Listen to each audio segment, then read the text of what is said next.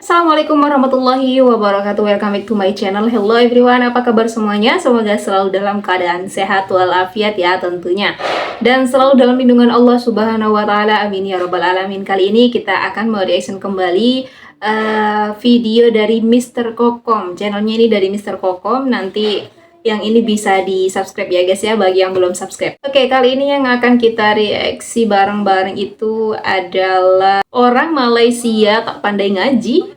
Ajar apa? Kau pergi sekolah tak belajar ke? Aku hantar kau pergi sekolah suruh belajar, bukan suruh main. Kau pandai-pandai lah belajar. Bila bercakap mengenai hukum, kita ialah orang yang paling pandai di media sosial. Cakap dia pasal hukum apa? Solat, wuduk, puasa, semualah apa saja bab hukum agama, kita merupakan orang yang paling pandai komen dan ulas.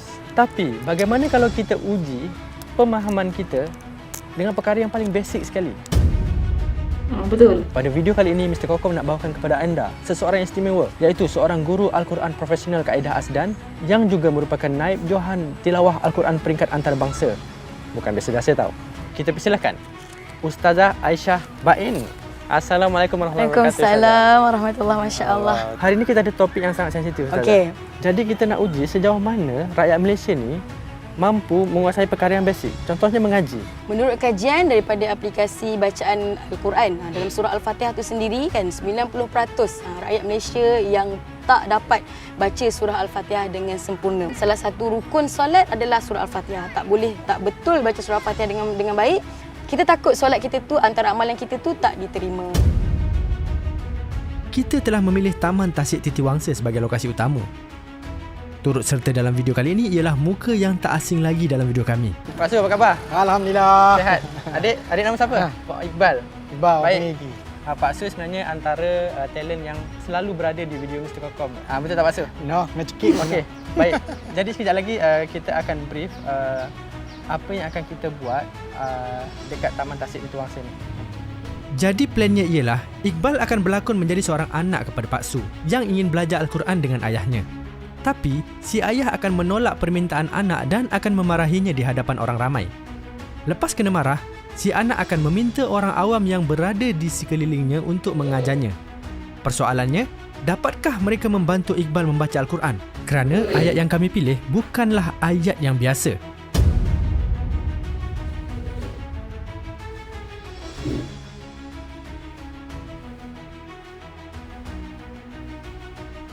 Okey, saya dah tak nampak tim saya.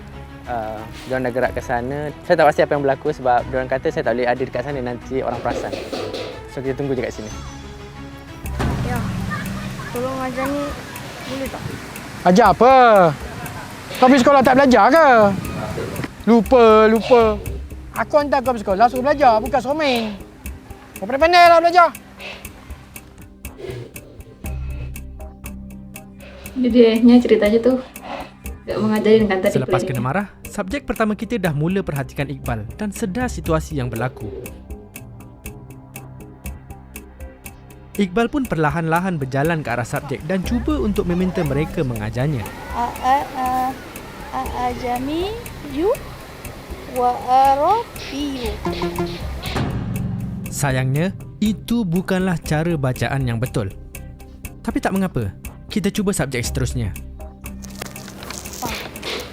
Boleh tolong ajar saya tak? Adik, dia belajar apa? Saya nak. Dia kan benda belajar ni. Kena Google adik. Apa ni, abang tahu tak? Hukum tajwid. Abang dah belajar kat sekolah tak? Tak tahu. Jamiyun. Nampak gaya, subjek yang kedua pun masih gagal untuk membaca dengan betul. Boleh tolong saya buat ni tak? Anak Aki pun dah merayap dah. Jami'un wa arabi. Subjek ketiga pun masih gagal untuk membaca dengan betul. Mari kita tanya Ustazah, bagaimana ketiga, cara ya? bacaan yang sebenar? Okey, nama hukum ayat ni adalah kita panggil tashil. Dia ada satu je dalam Quran, yang lain tak ada. Dalam surah Fussilat ayat 44. Tashil tu maksud dia mudah. Kan pada perkataan ini kita sebut asal perkataan ini adalah dia dua hamzah. Jamiyu. Kan, tapi sebab orang Arab ni dia suka nak mudahkan, jadi ringankan hamzah kedua. So hamzah pertama kita sebut a'jamiyu. Dia tak boleh pun tak jadi juga. So sepatutnya a'jamiyun. Tolong ajar bacakan yang ni. Seterusnya kita akan cuba ayat yang kedua. Adakah kali ini subjek kita mampu membaca dengan betul? Contohnya dia awalan, kalau saya ingat. Alah, dia cak U. Buku tajwid ke ni? Bukan buku tajwid. Atuni bi kitabin kan? Itu ni Atuni kita B. Bukan I. Alif dengan A. Bukan I. itu ni Atuni. Kalau korang nak tahu, cara bacaan adik ni sebenarnya ialah cara bacaan yang lebih betul. Tapi sayangnya, mereka cuba untuk memperbetulkan bacaan yang sudah pun lebih tepat. Mari kita dengar penjelasan daripada Ustazah. Tapi untuk ayat ni kita namakan dia adalah ibdal. Ibdal tu maksudnya tukar. Apa yang nak ditukar? Hamzah kedua tu kita tukarkan dia kepada ya mat. Dan hamzah wasal tu kan letakkan dia baris bawah. Jadi bacaannya akan jadi ituni bi kitab. itu ni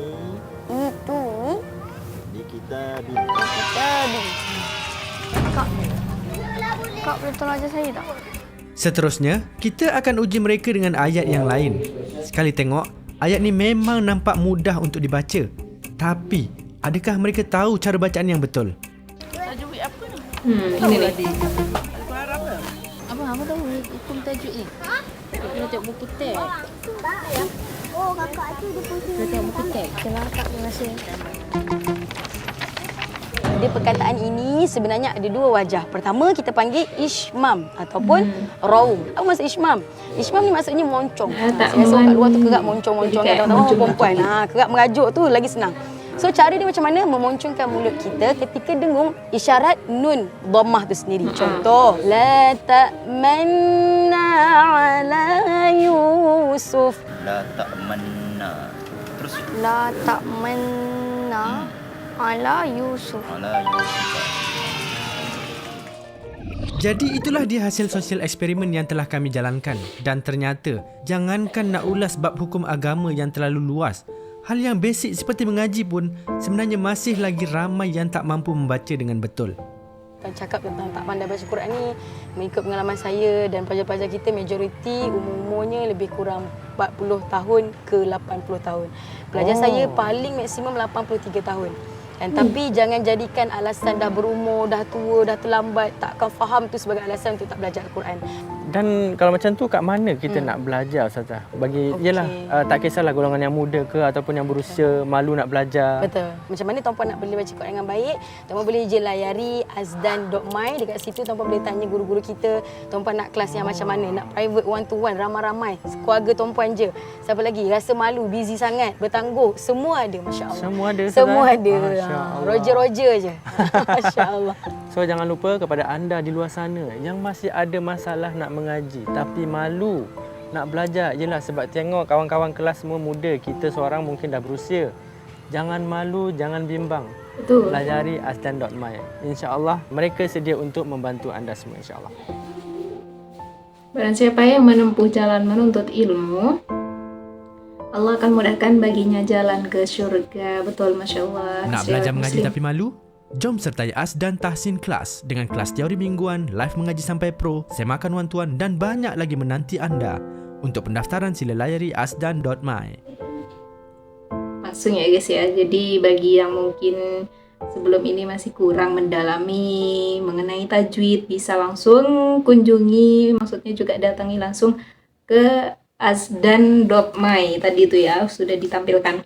Oke, mungkin ini bukan video ini bukan untuk disclaimer dulu ya guys ya, bukan untuk membanding-bandingkan antara Indonesia dan Malaysia. Justru aku pengennya video ini tersebar luas agar yang belum mengetahui jadi tahu gitu kan. Yang sudah mengetahui ya alhamdulillah bersyukur karena ada video ini bisa tersebar gitu kan. Mungkin sebagai pengingat, mungkin ada yang sudah tahu tapi lupa gitu kan ya guys ya. Aku aja tadi yang disebutin yang di ayat kedua itu aku lupa. Sebenarnya aku lupa sudah.